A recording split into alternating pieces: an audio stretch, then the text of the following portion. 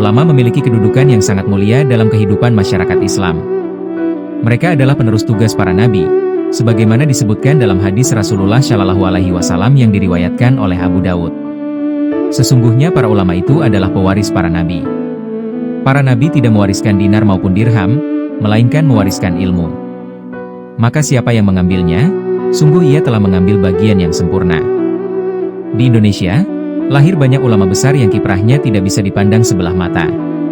Mereka bukan hanya berperan dalam mengembangkan pemikiran Islam di tanah air, tetapi juga memberikan pengaruh besar di dunia internasional. Ulama-ulama Indonesia telah turut serta menyebarkan nilai-nilai kebaikan, memperjuangkan keadilan, dan membangun peradaban melalui ilmu dan dakwah.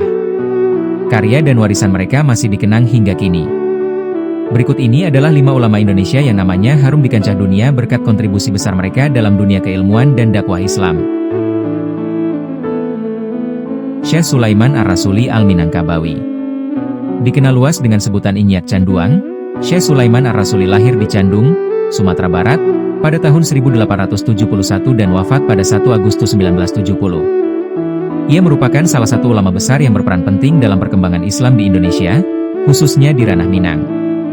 Syekh Sulaiman menimba ilmu agama di Makkah bersama sejumlah tokoh besar seperti K.H. Hashim Asy'ari, Syekh Hasan Maksum, Syekh Hatib, dan Syekh Zain Simabur. Tak hanya itu, ia juga memperluas pengetahuannya dengan belajar kepada para ulama di Kelantan dan Patani, Thailand, termasuk Syekh Wan Ali Abdurrahman Al-Kalantani, Syekh Muhammad Ismail Al-Fathani, dan Syekh Ahmad Muhammad Zain Al-Fathani. Setelah kembali ke tanah air pada tahun 1950, Syekh Sulaiman aktif dalam dunia politik dan keumatan. Ia menjadi anggota konstituante mewakili Persatuan Tarbiyah Islamiyah, PERTI, sebuah organisasi Islam yang ia bina dan kembangkan. Karya-karyanya banyak dijadikan rujukan dan inspirasi oleh ulama di Asia Tenggara bahkan Jazirah Arab. Beberapa di antaranya adalah Diyau Siraj fil Isra, wal Miraj, Samaratul Ihsan fi Wilada Sayyidil Insan, Dawaul Qulub fi Syah Yusuf wa Yakub, Risalah Al-Aqwal Al-Wasithah fi Dzikri wa Rabithah, Al-Qaulul Bayan fi Tafsiril Quran, Al-Jawahirul Kalamiyah. Syekh Sulaiman juga dikenal sebagai pengusung harmonisasi antara adat dan agama dalam masyarakat Minangkabau. Gagasannya yang terkenal, Adat Basandi Syarak, Syarak Basandi Kitabullah, menjadi filosofi penting dalam kehidupan sosial dan religius masyarakat Minang.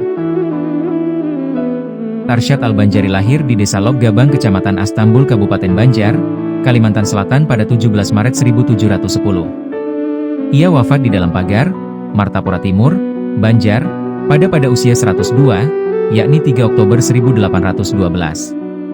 Syekh Arsyad mendapat julukan Anumerta Datu Kelampaian. Jelang remaja, ia pergi ke Mekah dan bertemu dengan ulama masyhur sekelas Syekh Athailah bin Ahmad Al-Misri, Al-Faqih Syekh Muhammad bin Sulaiman Al-Kurdi, dan Al-Arif Billah Syekh Muhammad bin Abdul Karim Al-Saman Al-Hasani Al-Madani. Dari kecerdasannya, lahir banyak karya. Salah satunya adalah kitab berjudul Sabilal Muhtadin Litafakuh fi Amridin. Kitab tersebut dianggap banyak tokoh sebagai buku paling monumental. Kitab yang memuat penjelasan hukum fikih itu bahkan dijadikan dasar negara Brunei Darussalam. Syekh Ahmad Hatib Al-Minangkabawi. Nama lengkapnya adalah Al-Alama Asy-Syaikh Ahmad Hatib bin Abdul Latif bin Abdurrahman rahimahullah. Ia lahir pada tahun 1860 di Kototuo, Balai Gurah, Kecamatan Empat Angkek, Kabupaten Agam, Sumatera Barat, dan wafat di Makkah pada tahun 1916. Syekh Ahmad Hatib dikenal dalam sejarah Islam sebagai orang non-Arab pertama yang diberi kepercayaan menjadi imam besar Masjidil Haram di Makkah, sebuah pencapaian luar biasa yang mencerminkan keluasan ilmu dan integritas pribadinya. Sejak usia 10 tahun, ia telah dititipkan kepada sejumlah ulama besar di Makkah untuk memperdalam ilmu agama. Ia belajar kepada para tokoh terkemuka seperti Sayyid Umar bin Muhammad bin Mahmud Syatta Al-Makki Asy-Syafi'i, Sayyid Utsman bin Muhammad Syatta Al-Makki Asy-Syafi'i, serta Sayyid Bakri bin Muhammad Zainul Abidin Syatta Edimyathi Al-Makki Asy-Syafi'i.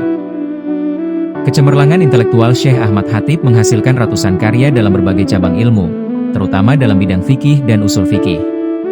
Beberapa karyanya yang sering dijadikan rujukan oleh para ulama dunia antara lain Hasyiyah An-Nafahat, ala Syarhil Warakat lil Mahali, Al-Jawahirun Nakiyafil, Amalil Jaibiyah, Eddai Al-Masmu, Alamen Yuwaritsul Ihwah wa Auladil Ahwan Ma Wujudi Al-Usul wal Furu, Raudatul Husab.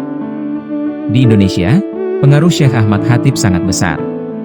Banyak tokoh-tokoh besar bangsa ini pernah menjadi muridnya, di antaranya adalah Haji Abdul Karim Amrullah, ayah dari Buya Hamka, Kiai Haji Hashim Asy'ari, pendiri Nahdlatul Ulama, dan Kiai Haji Ahmad Dahlan, pendiri Muhammadiyah. Ketiganya kelak menjadi pionir dalam gerakan pembaruan Islam di Indonesia.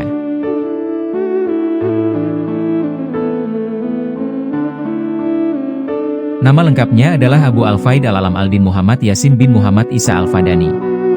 Ia merupakan ulama besar berdarah Minangkabau yang lahir pada 17 Juni 1915 di Makkah, dan wafat di kota suci tersebut pada 20 Juli 1990. Meski lahir dan wafat di Tanah Haram, akar keilmuan dan darah Syekh Yasin mengalir dari Padang, Sumatera Barat. Pendidikan agama pertamanya ia peroleh langsung dari ayahandanya, Syekh Muhammad Isa Al-Fadani, sebelum melanjutkan ke Madrasah Asy-Syautiyah di Makkah, sebuah lembaga pendidikan Islam ternama saat itu. Ketika dewasa, Syekh Yasin tidak hanya aktif mengajar di Masjid Al-Haram, tetapi juga mendirikan Madrasah Darul Ulum Al-Diniyah, tempat ia membina generasi baru ulama dari berbagai penjuru dunia. Sepanjang hidupnya, Syekh Yasin Al-Fadani menulis tidak kurang dari 97 karya ilmiah dalam berbagai bidang keislaman. Di antara karya terkenalnya adalah kitab Al-Fawaid Al-Janiyah, sebuah buku penting dalam bidang usul fikih yang bahkan dijadikan rujukan resmi di Fakultas Syariah Universitas Al-Azhar, Kairo, Mesir. Keluasan ilmunya membuat banyak ulama besar dunia menaruh hormat kepadanya. Salah satunya adalah Al-Alamah Habib Al-Segaf bin Muhammad As-Segaf, seorang ulama terkemuka asal Hadramaut, Yaman.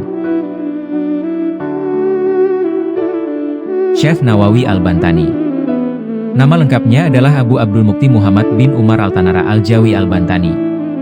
Ia lahir di Tanara, Serang, Banten, pada tahun 1813 dan wafat di Makkah pada tahun 1897. Syekh Nawawi adalah salah satu ulama paling berpengaruh yang pernah dimiliki oleh Nusantara dan dikenal luas di dunia Islam. Beliau merupakan keturunan langsung dari Maulana Hasanuddin, putra dari Sunan Gunung Jati, salah satu wali songo penyebar Islam di Tanah Jawa, serta merupakan generasi ke-12 dari Sultan Banten. Warisan darah bangsawan dan ulama besar itu menjelma dalam sosok yang rendah hati, tekun belajar, dan mencintai ilmu sejak kecil. Pada usia 15 tahun, Syekh Nawawi menetapkan hati untuk berangkat ke Tanah Suci, menunaikan ibadah haji sekaligus menuntut ilmu. Di Makkah, ia berguru kepada sejumlah ulama besar seperti Syekh Sayyid Ahmad Nahrawi, Syekh Junaid, dan Syekh Ahmad Dimyati. Perjalanan intelektualnya berlanjut hingga ke Madinah, di mana ia menimba ilmu dari Syekh Muhammad Hatib dan Syekh Ahmad Zaini Dahlan, dua ulama terkemuka di zamannya. Kecerdasan dan keluasan ilmu Syekh Nawawi begitu memukau para gurunya. Ia dikenal sebagai pribadi yang tekun, mendalam dalam pemahaman, serta produktif dalam menulis. Ulama asal Mesir, Syekh Umar Abdul Jabbar, dalam karyanya yang berjudul Al-Durus min Madi At-Ta'lim wa Hadirihi Bai Al-Masjid Al-Haram, tidak ragu menyebut Syekh Nawawi sebagai salah satu ulama paling produktif dan menguasai berbagai cabang ilmu keislaman. Sepanjang hidupnya, Syekh Nawawi menulis ratusan kitab dalam berbagai bidang keilmuan seperti tafsir, fikih, tasawuf, dan akhlak. Karya-karyanya dijadikan rujukan utama oleh para ulama di Jazirah Arab dan Asia Tenggara. Di Indonesia, kitab-kitab beliau menjadi bagian dari kurikulum wajib di berbagai pesantren dan madrasah hingga saat ini. Beberapa karya terkenalnya antara lain: Tafsir Al-Munir li Al-Mu'allim et-Tanzil, Al-Mufassiran Wujuh Mahasin et-Ta'wil, lebih dikenal dengan nama Marah Labid li Kashfi Emana Al-Quran Al-Majid, Kashifah Hasaja Syarah Safinah An-Najah, Sulam Al-Munajah, Nihayah Az-Zain, Nasyaih Al-Ibad. Syekh Nawawi Al-Bantani dikenang bukan hanya sebagai ulama yang alim dan produktif, tetapi juga sebagai jembatan intelektual antara dunia Islam di Timur Tengah dan Nusantara. Warisan ilmunya terus hidup dan menjadi cahaya bagi generasi muslim di seluruh dunia.